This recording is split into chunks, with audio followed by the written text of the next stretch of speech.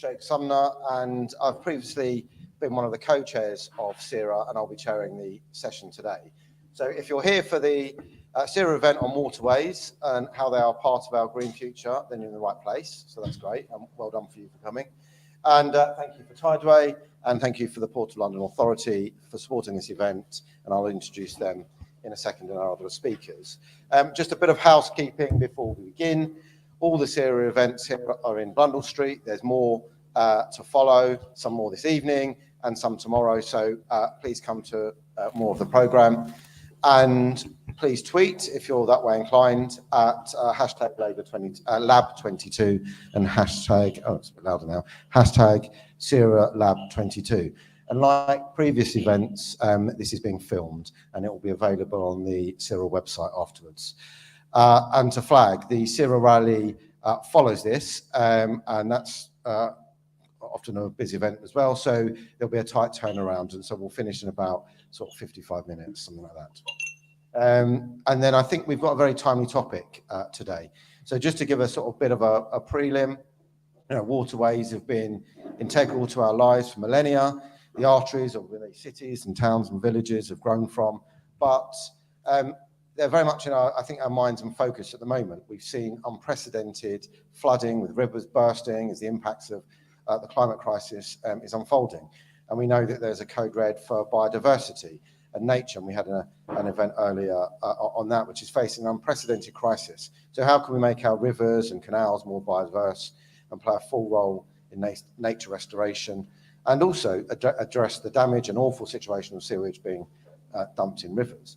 And then how do we balance developments along waterways and in the most environmental ways to secure social and economic benefits? And what does that mean as the government has said it's going to try and loosen environmental standards? And finally, I guess, is, you know, waterways have carried people and goods for millennia as well. So how do we use the waterways in a sustainable way to carry those goods and services ahead? And so there's some of the things we can look at today. There might be other points that other people have, and we're going to have a few opening remarks from our panel, and I'll introduce them as I go along. So first up, I was going to turn to Lucy Webster, I should have this in front of me, but the Corporate Affairs Director, I think that's right, of Tideway. And I think I should have been looking down there, sorry about that, of Tideway. And thank you very much for coming. And over to you. Thanks very much, Jake. Hopefully everyone can hear me. Good afternoon. I've got 3 points I'm going to make this afternoon. So I think the first one to acknowledge is that we know that waterways have got great potential from a social, well-being, and obviously economic perspective. But the first thing, the most important thing, is that they are clean and they're protected. So the Tideway project that we're building at the moment is dealing with sewage pollution in London. So we're basically building a huge new piece of infrastructure underneath the River Thames that is going to stop sewage overspills into the River Thames, and obviously all of the benefits that brings from a biodiversity perspective and so on. And I think I would say arguably that now more than ever before, we're seeing a focus on river health. And I think that's really welcome, that people really care about this and they understand the issues. And we're seeing, you know, lots of commentary and, you know, public discourse about river health and sewage pollution and why it needs to be tackled. The second point I'll make is about sustainable techniques that infrastructure projects like Tideway can implement, and there's a huge amount that we can do here. So an example we've done on Tideway is what we call our More by River strategy. So this is where, to actually build the project, we're using the river. So we've tried to reduce the amount of HGVs that we use across our construction sites, and we're actually using barges, so using the waterway to bring in materials and also to take those out. So for example, more than 90% of the muck that we've actually dug for the tunnel has been taken out of London by river, by barges. And we estimate that we've reduced the number of lorries that we would have needed to build the project by about 50%. Now, obviously, that's great from a congestion perspective. It's good because we're making use of the Thames as a waterway. And obviously, from a carbon emissions perspective, it's better. It has required investment. So we've had to actually put new infrastructure in, so jetties and so on, to actually be able to get the barges in and out of the Thames in the first place. And we've also had to invest in skills. And that's through the new Thames Skills Academy, which has basically enabled us to have that skilled, safe, certified workforce. And those river economy jobs will be there well beyond Tideway, you know, for many years to come, hopefully. And then the third point is about the other legacy, the kind of, I suppose, the sustainable human legacy, for want of a better phrase. And that's through projects like Tideway, trying to focus on sustainable procurement practices. And this is really important. So this is making sure that through our supply chain, we're incentivizing and we're putting targets in for things like local employment, for apprenticeships, for community investment, and also employing people who might find it hard to find jobs. So we've done a lot of work with people leaving prison to ensure there's a pathway to employment there. So there are lots of things that we can do, and we hope that other projects can kind of go even further in the future. So, and also we're looking at the moment at how we can quantify the value of this type of investment. So loads of potential for waterways, but I guess the first point is that they need to be cleaned and protected from an environmental perspective in the first place. Thank you.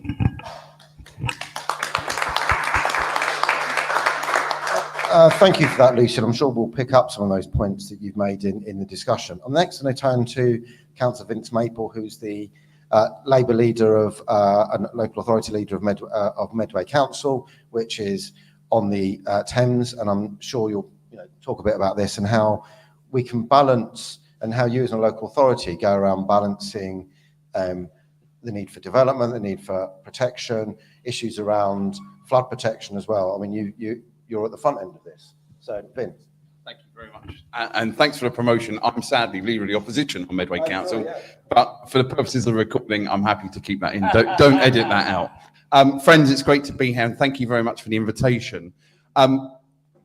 We're quite a rare, unique breed down where I am, because actually we've got a council named after a river, the River Medway. So it's really great to be here talking about that particular piece of water. And I'd say a couple of quick things in opening remarks, and I look forward to the conversation we're going to have. Firstly, absolutely right. We've got to protect what we have. And it's about recognizing that everybody in this room will have a different set of tools available to them, whether they're a shadow minister, whether they're leading a project which is going to bring really good progressive infrastructure to our capital city, or indeed a councillor moaning at the Tories on a regular basis. We very recently, like I'm sure many people in this room, have been seeing the horrific situation with sewage literally going into our waterways. And we use the power of scrutiny to bring Southern Water to account. We're not shareholders, but we made sure they came along. And through that, we've got commitments to keep that dialogue going. Is that a complete solution? No. Is it within the power of our ability to do what we can as councillors on that local authority? Absolutely. And we will continue to do that, because it's about making sure those who are at the front line of delivering those services to the public are doing it in a way which we would all want to see. And that's not where we are at the moment. And it shouldn't take 70s punk rockers to get that happening. That should be all of us in this room and everyone else. Secondly, it's around, and Jake, you're right, the balance here is really tricky. Because as a local authority, we've got to deliver a local plan. Everyone in the room will know what a local plan is. Medway hasn't had a new local plan since 2003. And the tricky point at the moment is this. We have a development, around 3,000 houses being proposed by Peel. Most of you will be aware of Peel, particularly if you are looking at what's happening down the road here at the docks, or indeed in Salford or Doncaster or lots of other places. My view of Peel is well documented. They're proposing shutting down the working dock, which is currently there in Medway. The same working dock which is delivering through the waterways of Medway up to the Thames and elsewhere, the very infrastructure Lucy talked about a moment ago. Stuff for Crossrail, stuff for, dare I say it in this room, HS2, is being produced in Medway and being taken in the most environmentally friendly way to the places they need to be. Now, whatever your view on those particular projects, the fact that that's happening by waterway and not motorway has got to be a good thing. That is at risk.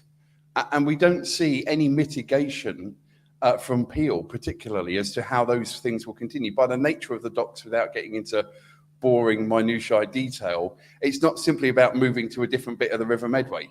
There's the infrastructure that needs to sit there. So it is around saying, what price do we put on the value, not only of those high-skilled jobs, way beyond the average pay in Medway for those technical jobs, but also the positive impact that those operations, and there's a number of operations there, are delivering in a time when we want infrastructure to happen in the most environmentally friendly way.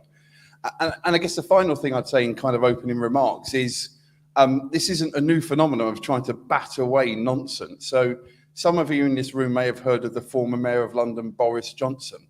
I was never a fan of his earlier work, because his earlier work, of course, was trying to build an airport in the middle of that very same estuary. So any conversation about continuing the work there would have been literally blown out the water by that nonsense idea. Thankfully, that's gone away, and hopefully he has as well. So look, this is critical to our community, and there's communities up and down the country, and certainly from a local government perspective, the competing pressures are difficult. There's no line. If we take control of the council next May, we'll have to deliver a local plan, and we'll need to find a way through it. But putting at risk those high-skilled, high-value, quality for the environment jobs, which use the waterway so valuably, has such a strong consideration that it would be very, very unlikely that would ever happen. So look, I'm really pleased to be here and look forward to the questions later on. Thank you. Thank you for that, Vince. And, that's a really interesting perspective you've given from a local authority. And so I was going to turn to John Stevenson now, the government relations leads government relations for the Port of London Authority. And I guess we've heard from a local authority, and we've heard the work of Tideway in improving the river health. You're sort of stewards of the Thames, I guess, in some ways, maybe, and work with ports and the such like and the river traffic. So how do you see this agenda, and where does it need to go? So I was going to talk about the sort of net zero agenda for the port. So the port at the moment, particularly the deep sea, is made great strides forward, predominantly driven by our greener tariff that we brought in about a decade ago. And what we've seen is greener vessels coming through. Some of our big operations outside of London, like Tilbury, were net zero long before we talked about that. They've got huge amounts of green power generation on site, and they've achieved that over a decade ago. And then within the GLA boundary, we've seen sort of real improvements around some of the reductions in emissions from people like Corrie, the guys that move recycled material and rubbish up and down the river. So recently they've switched to HVO fuel, and that's chopped 90% of emissions out of their operation. And then people like Clippers, they've switched to biofuels, and they're looking at hybrid vessels and electric commissions. But there's more to do. And about 2 weeks ago, we launched our revised strategy for the Thames 2050 with the Mayor of London. And through the whole of that document, if I was to say there was a golden thread, it's sustainability. So Lucy's touched on some of those elements. So whether it's the sort of skills and the green skills for the future, or power generation operations, that golden thread runs through. And I'll just give a example of one of the elements that we'll be driving through in the months ahead, which touches upon your point, Jake, around that sort of convening power across the whole of the Thames. From West London out to Teddington, all the way out to the North Sea, we have responsibility. And what I've mentioned there is the excellent work that's been done by some of the big players, both marine and terrestrial. So what we're about to launch in the months ahead is a net zero task force to drive forward best practice and to stimulate faster reductions, so that the river community can contribute to reductions for London for their target for 2030, but also that national target for 2050 and our own for 2040. Because there's more to be done, but whether you're small or large, whether it's landside or marine, it's about pulling in best practice. So that's how the PLA is going to play that role and drive that change in the coming months ahead. And there, I'm back to you, Jake, because there's probably questions that need unpicking. Okay, thanks for that. Next, I'm going to turn to Leonie Cooper, who's a London Assembly member and also the Labour environmental spokesperson on the LGN. Has a wide range of experience in different committees, scrutinising and looking at what's needed, and speaks very, very closely with Sadiq. Leonie, if I hand over to you, and if you could, give that perspective from City Hall, and how is the City Hall and how is the Mayor seeking to improve the river health and some of the issues we've talked about? Thanks, Jake. And I just want to riposte slightly to Vince there, because my constituency is Merton and Wandsworth, and the word Wandsworth comes from the River Wandle. So you're not the only person, and there are who represents an area that has a river in its name. And actually, if I went around the rest of London, we could find a few more. But I'm not going to do that, because that's not really what I'm here to have a competition about river names in boroughs district and borough district in London boroughs and so on and so forth. I'm going to try not to repeat some of the points that Lucy and John have just been making, but I'd like to give a bit of I actually want to go backwards into the past, because one of the things that's really important is that we are in the position that we are now in London because some of the work that was done in earlier days under the first Mayor of London, because if we hadn't gone through the process, and Nikki Gavron is in the room, so you can talk to her about how this happened for real detail. If we hadn't gone through safeguarded wharves and had those within the planning guidance in London, the whole of London would now just be a whole series of very, very expensive properties along the river frontage. None of it would have survived at all, I'm pretty certain. And I think the fact that it's still a working river is a testament to a vision that we needed to have it not just for pleasure and leisure, but also for industry. And for me, that is the important thing, is to have an overview of what the rivers mean. Obviously, in the past, cities have been and towns have been built where a river could be crossed.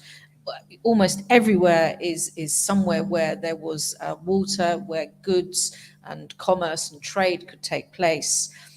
We then supplemented that when we used to do really big national infrastructure projects and built canals, which of course now are mainly just used for the pleasure and leisure side of things. But of course, at one point, the canals were an absolute, literally, they had the horses pulling the barges full of, taking the coals to Newcastle and so on and so forth, or taking the cotton from mills to Manchester down the ship canal.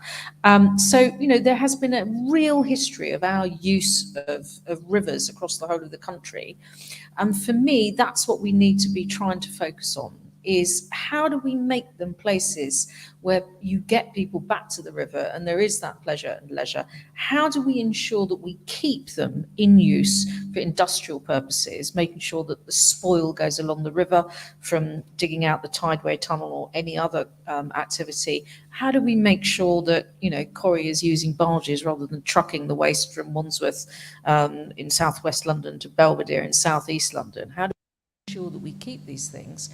And I think in terms of transport, we need to be keeping that in there as well. And so that's why it's really welcome, because I've spoken to clippers about this, that they are now starting to think about how can they move to making the transport uses of the river and the industrial uses through the PLA vision document, which I would commend to people to read.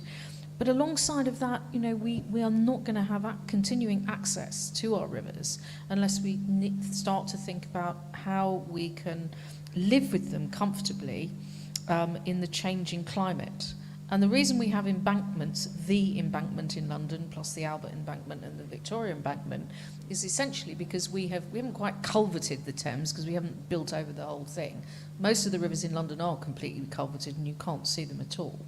But the embankment is there to keep the river within its bounds. Now, there's a number of places along the river where it's obvious that there used to be meads, Thames Mead being a very obvious place. How are we going to continue to do that into the future, bearing in mind that sea levels might rise? We can't continue to build embankments higher and higher. So we need to be exploring those natural solutions along the sides of the river. And I think that's something that I would hope that we can explore a bit today. And I think I'll leave my remarks there, just to add to what Lucy and John say. Thank you. Thank you for that, Leonie. And finally, I'm going to turn to Alex Sobel MP. He's the Shadow Minister for Nature, Water and Flooding. He's on this here executive, and Leonie is as well, actually. You also have, and we've done some work together on the Net Zero APPG, and you chair CERA's parliamentary network. So, but with your shadow ministerial remit, it'd be really good to sort of reflect on where we are and what's Labour's approach to waterways and the flooding and nature sort of crisis that we find ourselves in. Thanks, Jake. Jake referred at the beginning to the Biodiversity Code Red event that CERA had yesterday, which I spoke at. Earlier, there was the Oceans event, which looked at rising sea levels and deteriorating water quality, which I spoke at. And now I'm here, and I can see there's a few people here that were at all those events. So either you're really big fans, and if that's the case, thank you, or you're beginning to be really sick of the sight of me. If that's the case, I do apologise. So, but coming on, we had 4 really good speeches already. We're a little bit along a particular catchment along here, and I'm a Leeds MP, so I have a very different catchment. So I'm in the air catchment, but I'll come back to that. But sticking on this catchment, I just want to say I've been to Tideway, which I'm going to call the super sewer, because when I went, I've never seen anything as big as it in my entire life that was engineered, and it's a politician's dream, because you wear a hard hat, you go down a really big lift with like a cage, it's the scale of it is enormous. Great photos, for your social media feed. So I encourage all elected politicians to go and visit. The thing that Lucy didn't mention was, and for me in some ways is the most important thing, is how many sewage spill episodes Tideway will stop, because, and I'm sure we all know this, sewage spill events are now top of the news agenda. Maybe not today, but there are days when it is. And, I think Vince referenced Fergal Sharkey earlier. We've got people like Fergal to thank. I mean, he's more famous than any of us, so it's good that we have that exposure. And he's a great advocate for this and water quality. But, we did some analysis in our team, and we found that in the last 6 years, there were 1,261,498 sewage spill events. Obviously, not all of those are into the Thames. But when I went to Tideway, I was told that the number of sewage spill events annually would drop into the double figures. Is that right? Yeah? Yeah, absolutely. And so what my question after that was, not being a London MP, was, well, why aren't we doing these in all our big cities? Why isn't one here in Liverpool? Why isn't one in Manchester? Why isn't one in Leeds? Why isn't one in Birmingham? Why isn't one in Glasgow? Because actually the feature of our big cities, big industrial cities, is that the river runs right through the middle of them. Yeah? And all the way down, and a lot of people live near, not as many as in London, I admit, but a lot of people still live by all of these rivers, and there are huge amounts of sewage spill events. There is a similar project in Belfast, an older one, but I've not heard of any others being planned around the UK. That is not a policy announcement, by the way, but that is something that that we need to think about. The fact that there's only one of these projects currently enacted, and that's in London. And so, but huge engineering projects aren't the be-all and end-all, either in a super sewer kind of way or in the water treatment works. We need to think about nature as well. Actually, in England, we have a unique ecosystem of chalk streams. Our rivers are, or were, before the Tory government got hold of them, the envy of the world. But they're been completely neglected. And what's happened over the last 30 years is a continual deterioration of water quality. And there's a number of factors for this. It isn't just about sewage. It is about farming techniques, about nitrate and phosphate. We've seen a big increase in algal bloom, which is partly driven by climate change, I admit, but mainly through chemical spills, through phosphate spills. So we need quite a number of different tools in our box to reduce them. But For us, and I think for the public, the number one item is sewage spilling. The quality of our rivers is quite phenomenally poor. So there's not a single river in England which meets good chemical standards, and 14% meet good ecological standards. What does that mean? It means the rivers are dying, and it means that the animals, particularly fish, that utilise those rivers are dying with them, and we need to reverse that decline. It's a huge loss of biodiversity. I feel like I'm wheeling back through the SERA events I've been at here now. And so you're going to say, what's Labour going to do? So listen to Jim McMahon's speech tomorrow morning, where he's going to go through our positions, but I'll give a little, preview. We will create a new regulatory regime. We will empower the Environment Agency. We will ensure it's adequately resourced to do its job. We will lift the cap on fines. Fines will be unlimited. We will hold water company bosses personally, legally liable and financially accountable for the level of sewage spills. And not just that, we've got issues, we've got a whole range of issues, drought, etc., water leaks, the whole gamut of things that could be wrong with our water system exist. And we're going to do that, and then we're going to invest in the system, and we're going to ensure that the water companies invest in the system instead of paying out huge dividends to shareholders, 72 billion since privatisation. And it's really important for us to do that, but it's also important for us to think about the nature, blue-green infrastructure. So the other side of that piece, or the other two sides of that piece, but I'm not going to talk about drought today because I haven't got enough time, but if you want to ask a question about drought, please go ahead, is flooding. So the Environment Agency, bless them, have invested, and they're going to give them a lot of money to invest in hard flood defences. And I'm not saying that's the wrong thing, that's the right thing to do. But what hasn't been invested alongside that is natural management in upper catchments. So one of the things we're going to do through the climate investment package, we've heard some big announcements today, an £8 billion sovereign wealth fund, for instance, but we're also, but a much smaller scale, because it's not going to cost £8 billion, going to support renaturing in those catchments. I went to, so I'm now going to go Yorkshire, I went to the River Calder above Hebden Bridge to see Slow the Flow, absolutely brilliant project with National Trust support on National Trust land, where they were creating leaky dams and utilising the nature that was there to slow the flow of water so that future flood events in places like Hebden Bridge, Mythen Roy, places you'll see on television many times being flooded, cut off Hebden Bridge. In fact, I remember we sent food there in 2015 when we were flooded, but we weren't so badly off, and they were completely cut off, one road in and no food. And that's the sort of project we want to support, but that is entirely reliant on volunteers and on the graciousness of the National Trust. It will take a Labour government to invest in nature in that way.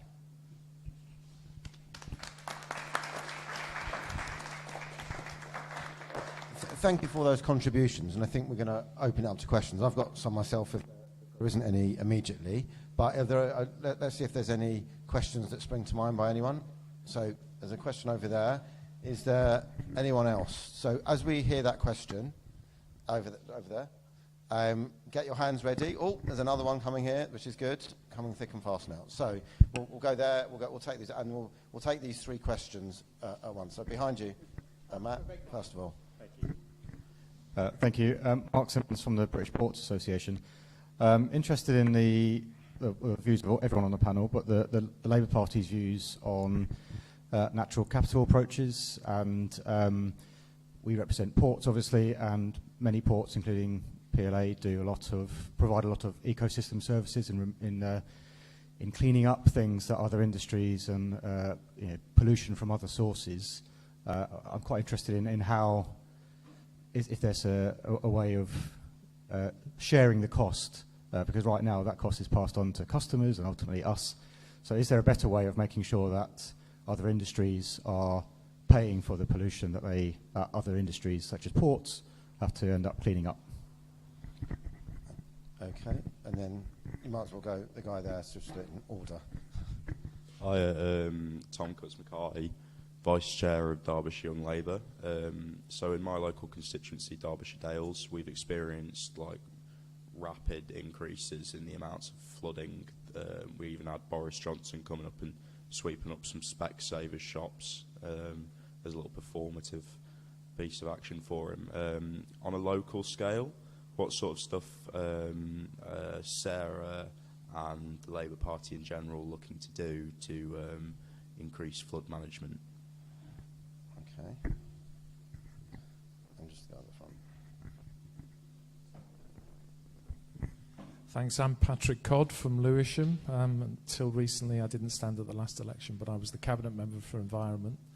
We have a couple of rivers in Lewisham that have been over the years, I suppose the word is deculvertised and made more natural. And one of them, just on the Boris Johnson theme, just came to mind. We did manage to, you may remember a film of Boris Johnson doing some volunteer work in one of the rivers in Lewisham, and he somehow stepped too far and he ended up getting completely soaked. So that's one of our claims to fame with that river. But I think what I found was when we got 2 points about those sort of urban rivers is that the public really love them. They really adopt them, and they're very proud of them. And the way they, you can make them flow through parks, which can become a flood zone, that's acceptable to people. People understand it. It's also in the borough of Greenwich nearby.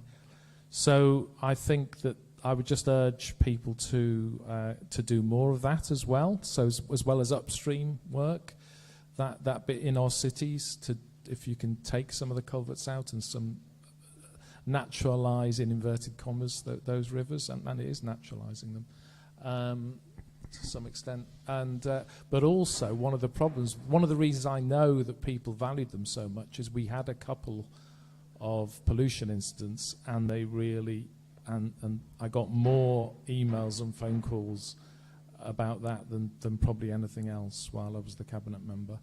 And what we found was it was very hard to find out who actually is responsible for managing the Environment Agency, whoever it was. And it seems that people can get away with polluting those urban rivers. So anything that could be done for that, great. Thank you. Great stuff. So thanks for that. So we've got something around sort of natural capital, how we build and use that, but also the polluter pays. A sort of question that's sort of slightly related: who are the polluters and how we sort of find them and make sure they are caught in urban situations in particular. We've got a bit from the Labour representatives around flood management and what are the policies around that, and then something around loving your urban rivers and how do we get more people loving them. And I suppose just a question I'll add into that, and I guess might be, is like, how important is sort of citizen engagement and citizen awareness, the issues around sewage, as you said, have been going up the agenda. Can we harness it? How do we harness the involvement of citizens ahead? I'll start with Leonie, and if you can pick up bits of that, but particularly the Labour point. Sure. I mean, actually, in some ways, they kind of fit together. And just starting with Patrick last, I think one of the schemes you must be referring to is Ladywell Fields, which is an amazing scheme. And if you want to Google it, it is fantastic. We've launched London Rivers Week there a couple of times, so I've had the pleasure of going, apart from the fact I do actually have friends who live in Lewisham. And I must just also mention the word Quaggy, because Patrick's not telling you the names of the local rivers. One of them is called the Quaggy, and don't you think it should be renamed the London Borough of Quaggy? I think I'm starting that petition right now. Does anyone know Damien Egan? I'm having words with him. But more seriously, I mean, there was I used to work in Lewisham in Kings Hall Mews, which is right next door to Lewisham DLR station, and there was a confluence of where the rivers came together. You couldn't see them, and it is a fantastic way of preventing flooding if you start to deculvert, start to naturalise. And in the case of Ladywell Fields, a series of meanders were put back in, And the increase in the biodiversity and the improvement in the biodiversity has been off the planet. It's right next door, not far from Lewisham Hospital. And I spoke to people who were bringing people out of the hospital, and as part of their recovery from illness, they were coming out into Ladywell Fields. I can't praise what was done there, and it was done partly, and this comes back to the point about, well, where does the money come from to a certain degree. Some of the money was coming from the water companies because they were then having to pick up the pieces in terms of bills when people's houses were being flooded. So I think working together with the water companies and the local authority and the GLA, implementing schemes like that. There's another one in Furze Farm in Enfield, which is very, very similar. It's the most amazing scheme. They're really, really pleasant to visit, and it makes such a huge difference. And I think we should, personally, I think the lost rivers of London should all be uncovered, and I'm sure that exactly the same, there will be tributaries running into the main river in Leeds, the name of which has now currently escaped me right at this moment.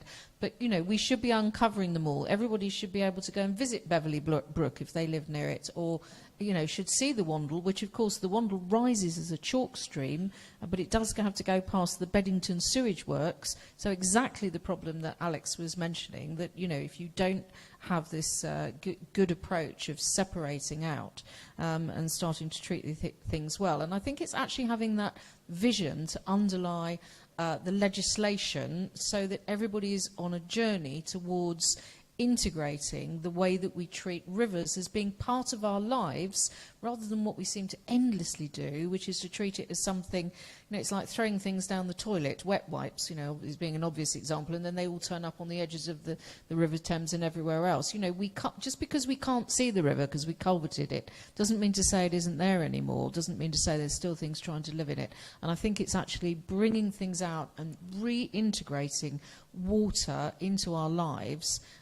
That's the way forward, I think, and that has to be part of what we do as, when we have a Labour government. John, on the next one, go down the line, and if you can.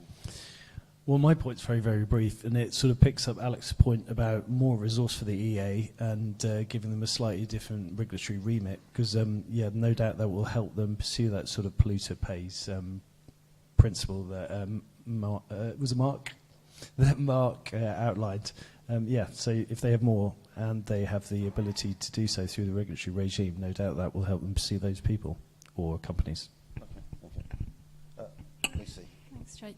I don't have too much to add to the points made, but I would back up what Patrick said about people, these spaces being so precious, you know, and particularly in cities. We know that green spaces are so precious, but so are the blue spaces. And we've certainly seen that in our work on Tideway. And just on the sort of people and citizen approach, how has that sort of affected Tideway? Presumably, yeah, you know, you've been doing a lot of engagement. What's the sort of response? Has that helped sort of move things along? Or? Yeah, quite a few citizens in London, as I'm sure there are in lots of other places. So that's certainly something that we've worked with and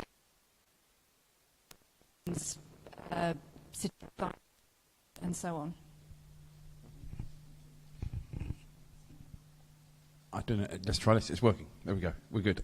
So on the comment from Derbyshire, I think there's something around recognising that sometimes in the Labour Party we can be really good at talking to ourselves about issues, but actually we're a small proportion of society, Labour Party members. Actually, there's a much bigger society in conversation. So in Medway, just as an example, we've started something called Climate Conversation. So Medway's made up of 5 towns and a peninsula. And so we're going to each of the 5 towns and the peninsula, and we're doing an online session as well. And actually with no particular agenda, just to say the climate emergency is real and genuine.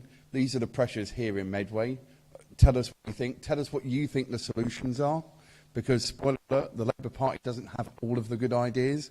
People who are not in political parties have great ideas too. Let's take them and use them and implement them where we can. And actually, it's been really interesting, even across a relatively small area. So Medway's about 300,000 people, but in each of the 5 towns, of which they have a different relationship with the river, it's worth saying. So somewhere like Rainham doesn't really have a relationship with the river compared to Rochester, it runs basically through the middle of it. It's Chatham as well. So actually there's been a different emphasis on that kind of wider climate conversation but undoubtedly the river has been part of that, and in particular in recent times around that issue of the link to employment, so that the risk of losing the employment from the river, that's been particularly remarkable. Actually, next door, there is a big housing estate, private sector housing estate, which is part of the former naval dockyard in Chatham. And you would think they would be quite happy to see industry moved on and actually just some nice houses put there, because that's effectively Peel's plan. 96% of residents who took part in a consultation said they want the industry to stay for all sorts of reasons. So I think that getting out of our CLP meetings, I think, is always a good thing to do. Sorry if there's any CLP secretaries here. But actually, that's where the conversations happen. And again, the inspiring ideas I've heard from people who have turned up, who have said, I'm not even in some cases a Labour voter. Sometimes they are by the end of the meeting as well, which is helpful. But actually, hearing what they've got to say is most important.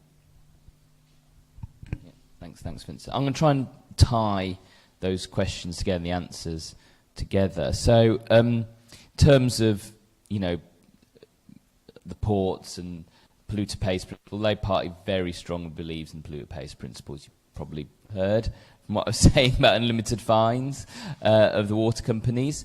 But also, we also need to think about the natural capital offshore and the fact that renaturing our nearshore waterways, for instance, seagrass, kelp, is going to be a big part of carbon sequestration. So we need to think, and this sort of links to Patrick's point, we need to think about these things in the context of ecosystem services. So what multiple benefits are going to happen through the work that we undertake? So deculverting and exposing the rivers, planting in the riverbanks, etc., which you can do once you're deculverted. And Leonie was right, we do have culvert right through my constituency. Meanwood Beck's culverted right down to the River Aire, which is the river that flows through Leeds. So it isn't just in London. Will create a number of benefits. And so we need to think about those ecosystem services. The same, actually, around drainage. The government has not done anywhere near enough for sustainable urban drainage systems, and we need to really be thinking about renaturing our urban environment and taking as much tarmac as we can away. Local authorities now have got it around verges, road verges and all that. They're not obsessed with mowing every bit of grass in every local authority now, which is great, but we need to sort of move that on. And then in terms of what's Labour going to do to involve people in terms of flooding and nature. So, I mean, I think I touched on that, but now we have a structure where we have nature partnerships and national nature partnerships and local nature partnerships in these networks. We're going to build on that, and at the moment that those local nature partnerships are struggling. There is a lack of finance. We're now seeing newspaper reporting about elms being rolled back and going back to basic payments. So that is part of the ecosystem of those nature partnerships. And obviously, Labour want to pay for nature restoration directly with people that own land, but also through those partnerships. And on top of that, we want to create a national nature service, which is about, getting young people involved, interested in nature in the way that NCS does. And, hopefully then they'll look forwards to either going to work in nature, picking up the skills, going through as a career, or just as volunteers, because we need to be exposing people to nature from their earliest age, and then to show that it is something that they can do for a living. It isn't just something that they need to go and effectively consume. We need to, change that relationship between people and nature into one which is really symbiotic. And so, that's where we're trying to work towards, still in an early stage. And like Vince said, welcome everybody's ideas, not just Labour Party members or councillors. Brilliant. So we're running out of time, but I'm going to take very, very briefly these questions, if you can be very, very brief. Nikki, Matt's just behind you. Thanks. Okay, Nikki Gavron. Just three brief questions. One. Wait a minute, Vince. Have you got a strategic plan or local development plan which safeguards your wharves and guidance, because that's how we did it in London. Secondly, and this is really about development, there's a lot of development close to rivers nationally, close to canals, and by the way, we ought to be safeguarding wharves on canals as well. Secondly, well, just to finish that question, there's a lot of toxic runoff from developments near rivers, and yet, as far as I know, there's no real policy to stop that, and there's no guidance to show how you can mitigate against the impact of toxic runoff, which goes into rivers, along with what goes from industry and farming. And the third brief question is, will the Labour government, when we're in power, will we keep the understaffed, under-resourced and underpowered Office of Environmental Protection, and will we give more powers to the Environment Agency, more staffing, more resourcing? Okay, if you pass it to that person there. Hi, Vicky from Zoological Society of London. So obviously we do a lot of work on the Thames and the conservation of species. Just on the mitigations you have in place or have thought about when the Thames is getting busier so that we're not then negatively impacting the wildlife that we're trying to encourage back into it, because obviously pollution, noise pollution and things like that do have an impact on wildlife. So obviously we don't want to undo all the good work that's happening from everything else that we're doing as part of the Thames work. Okay, Mike Franks, I'm from Manchester, a serial member of OLD. Just wanted to mention that the Medlock has been, in Manchester, just been unculverted and a new park, but privately owned, which is a bit iffy.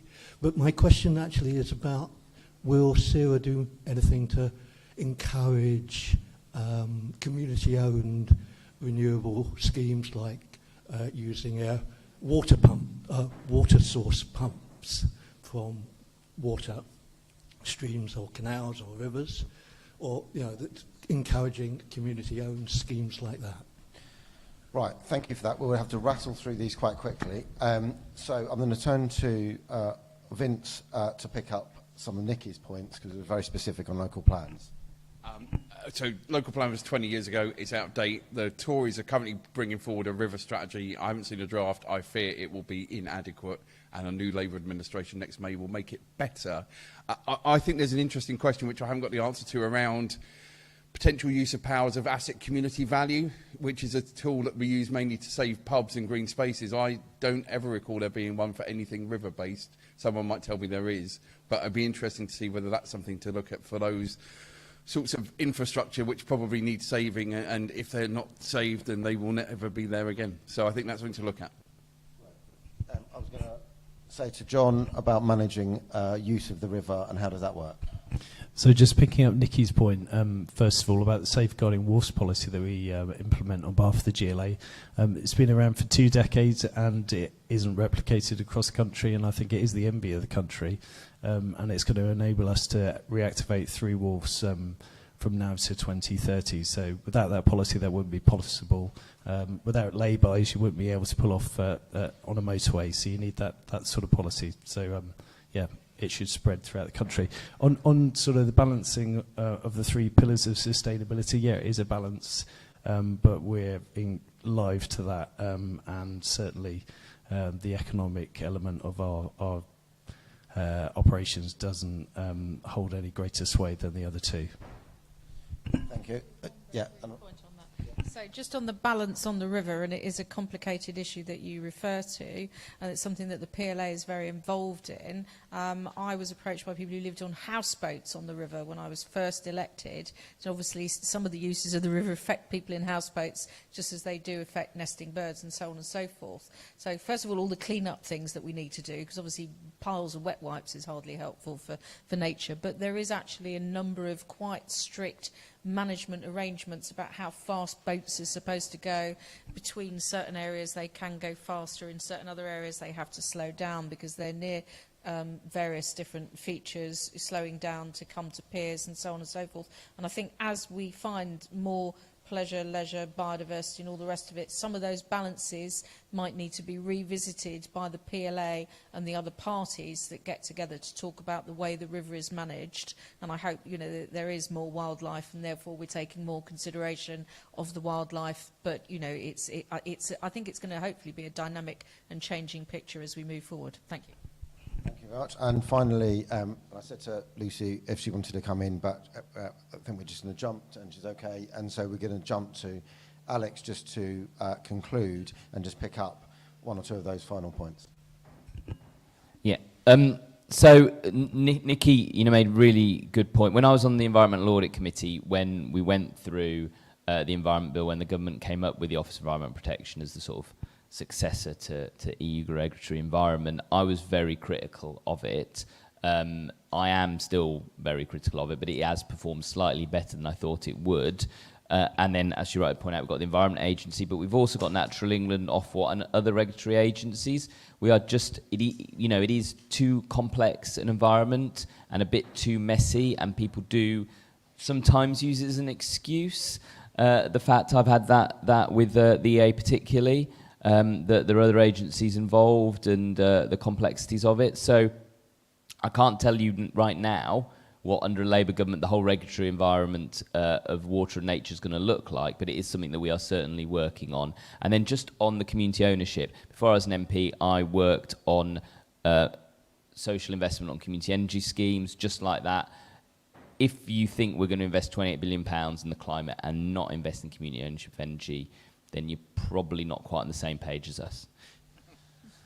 Thank you for that, Alex. And so I think that's a great set of remarks, some really interesting points we covered, and I think it just shows how much water and the future of water and the health of it and rivers is so important ahead. And I think it's probably, that's, as Alex said, reflective of the programme this year, that there's been so much interest and so much we've covered on it. So if everyone would just say, round of applause again, thank you for all the speakers, and thank you for coming. And please stay for the Sierra rally afterwards, which will begin shortly while we just rearrange the furniture.